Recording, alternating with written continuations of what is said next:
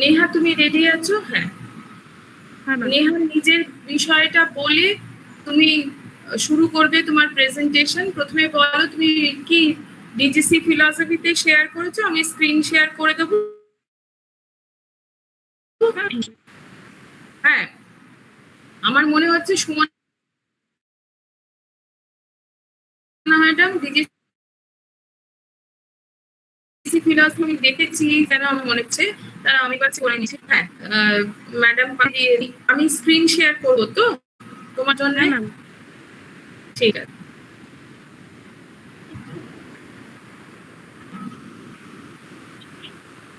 আমি screen share করলাম, এটা দেখা যাচ্ছে? হ্যাঁ ম্যাম, দেখা যাচ্ছে, ঠিক আছে, এবার বলো। নমস্কার, আমি দুর্গাপুর গভর্নমেন্ট কলেজের আমার নাম নেহা রায়। আমি দুর্গাপুর গভর্নমেন্ট কলেজের ফিলোসফি ডিপার্টমেন্টের সেমিস্টারের ছাত্রী। আজকে আমার বিষয় হচ্ছে অষ্টাঙ্গ যোগে আসন। অষ্টাঙ্গ যোগ।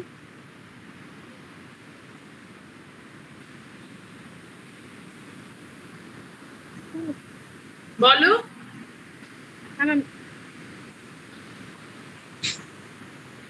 দাঁড়ান একটু,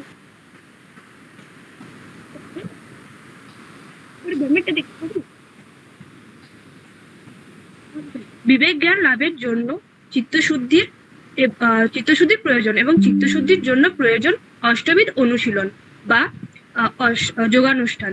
এই অষ্টবিধ যোগানুষ্ঠানকে যোগ দর্শনে অষ্ট যোগাঙ্গ বা অষ্টাঙ্গিক যোগ বলে।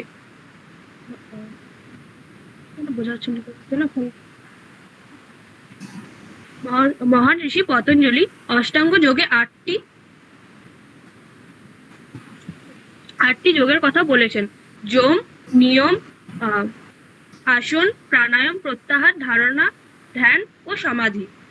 আসন: স্থির সুখ মাসনম, নিশ্চল ও সুখজনক উপবেশনী আসন।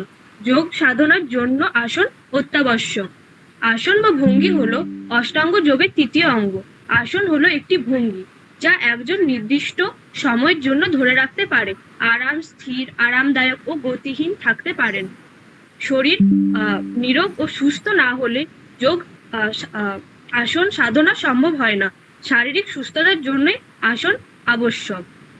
বিভিন্ন প্রকার আসন হলো পদ্মাসন, বীরাসন, শীর্ষাসন, সর্বাঙ্গসন, ভদ্রাসন, দণ্ডাসন ও স্বস্তিকাসন প্রভৃতি।